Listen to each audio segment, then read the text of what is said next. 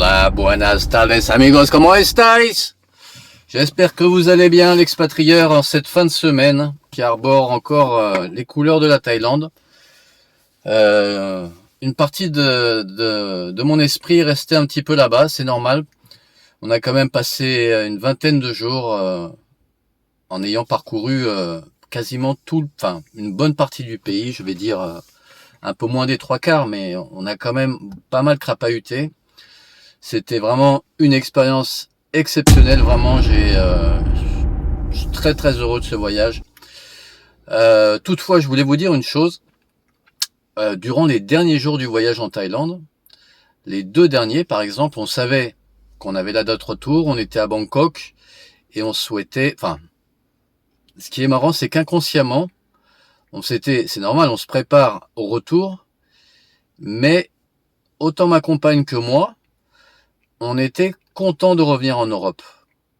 Malgré que ce voyage s'est passé à la perfection, les Thaïlandais, peuple incroyable, Kapunka, il n'y a aucun Thaïlandais qui va me regarder, ça c'est sûr, mais voilà, c'est peuple vraiment très très, je sais pas, j'ai pas le mot, mais ils m'ont laissé une impression vraiment extrêmement positive.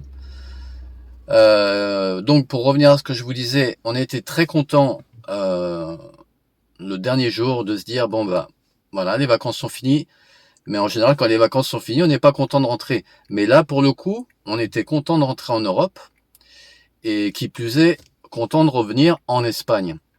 Et regardez, en plus quand on revient on a un temps comme ça quoi, donc on est c'est pas comme si on revenait qu'on avait de la pluie toute la journée pendant une semaine. Donc c'est vrai que le jet lag s'est fait encore mieux parce que bon, on est passé du soleil au soleil avec des températures quand même beaucoup plus agréables en Espagne. Je suis mrmeteo.com, comme vous le voyez. Non, et pour être plus sérieux, on était très content de revenir en Europe. Je sais, et vous le savez aussi, que les temps actuels, c'est quand même des actualités vraiment très très compliquées. Euh, on ne rentrera pas dans le détail puisque voilà, on en a déjà assez tous les jours. Mais toutefois, très content de revenir en Espagne.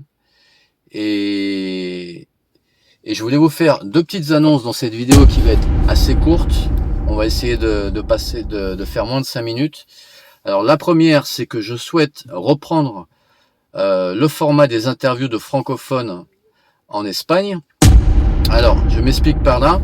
Si vous êtes en Espagne, dans la communauté valencienne par exemple, où moi je réside, vous pouvez m'ajouter sur Instagram, l'expatrieur, Espagne avec le petit drapeau, espagnol, et vous m'envoyez un message tout simplement et vous me dites, voilà, je suis OK pour 10 minutes ou 5 minutes d'interview, on va voir, on va faire ça de manière condensée pour pas non plus que ce soit trop long, mais il faut quand même qu'il y ait du contenu, il faut que ce témoignage puisse aider d'autres gens qui veulent s'expatrier en Espagne. C'est ça le but. Et pour moi, je vous dis que ce format m'est cher. Je vous explique pourquoi. Parce que moi, je vous apporte des informations que j'ai avec mon expérience d'expatrié, d'immigré, ce que vous voulez, depuis 10 ans. Mais il faut toujours, comment dire, apprendre. On apprend énormément des autres expériences, puisqu'on a tous des parcours, des chemins de vie différents, et de temps en temps,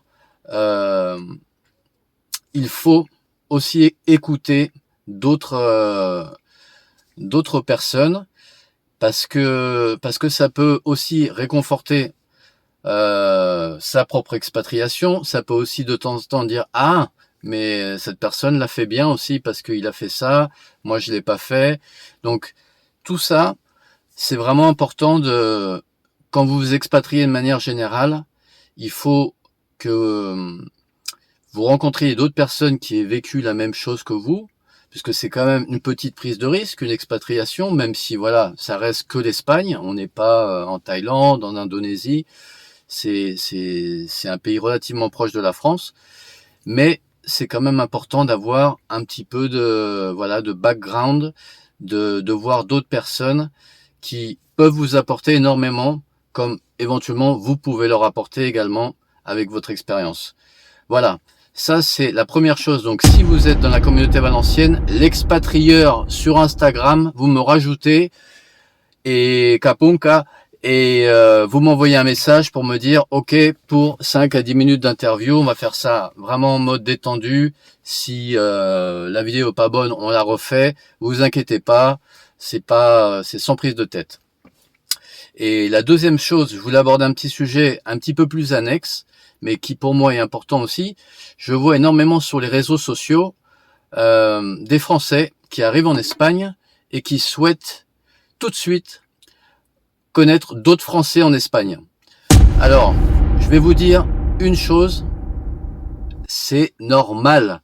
Ne vous inquiétez pas et ne prêtez pas attention aux gens qui vous disent « Pourquoi tu vas en Espagne si c'est pour te mettre avec des Français, autant rester en France ?» Alors, ce discours, en fait, les deux réponses sont valables. Bien sûr que, de toute façon, si vous voulez apprendre l'espagnol, si vous voulez vous expatrier de manière durable, si vous voulez chercher, si vous êtes bien ici, que vous voulez continuer à vivre en Espagne, il y a un moment ou un autre, il va falloir que vous trouvez des francophones, parce que, par exemple, je prends mon propre exemple, je suis en couple depuis plusieurs années avec une Espagnole, ça se passe très bien, mais j'ai besoin, et c'est essentiel pour mon équilibre, de voir des francophones et de passer du temps avec des francophones au moins une fois par semaine, puisque on a la même culture, on a le même background, excusez-moi pour le terme anglais, mais et donc c'est important. Ne vous sentez pas coupable ou les gens qui vous disent ouais tu vas en Espagne mais tu côtoies des Français, c'est tout à fait normal. Moi j'invite les gens qui ne sont jamais expatriés à rester qu'avec des locaux 24 heures sur 24 pendant 5 ans. Ce n'est pas possible. C'est normal que vous soyez avec des compatriotes et justement ça va vous rebooster, ça va vous faire du bien et après vous repartez sur l'espagnol, sur votre apprentissage et l'expatriation ça se fait comme ça. Donc aucun problème là-dessus, n'ayez aucun complexe, c'est tout à fait normal et c'est quelque chose de tout à fait naturel. Voilà, donc c'était une petite vidéo rapide. Le sujet principal, je le redis une dernière fois, si vous êtes en communauté, enfin sur la communauté valencienne et que vous voulez que je vous interviewe sur un format de 5 à 10 minutes, l'expatrieur sur Instagram avec le petit drapeau espagnol, vous allez me reconnaître rapidement et vous m'envoyez un message et on organise ça en fin de semaine quand vous avez un petit peu de temps. Moi je peux me déplacer, je suis véhiculé comme vous le voyez. Et si l'idée vous dit, sachez que votre témoignage pourra aider beaucoup d'autres personnes. Encore une fois, ce canal, c'est pas un canal égoïste, chacun pour soi. C'est un canal où les Français qui veulent venir en Espagne parce qu'ils le souhaitent, eh ben il faut les aider. Il faut leur apporter un petit peu de témoignages, pas que le mien, le vôtre aussi est très important. Donc je compte sur vous. Je ne mange personne, ne vous inquiétez pas, je suis quelqu'un de très sympathique, il n'y aura aucun souci. Donc n'hésitez pas à m'envoyer un message, l'expatrieur Instagram. Je vous dis à très bientôt et d'ici là, hasta luego!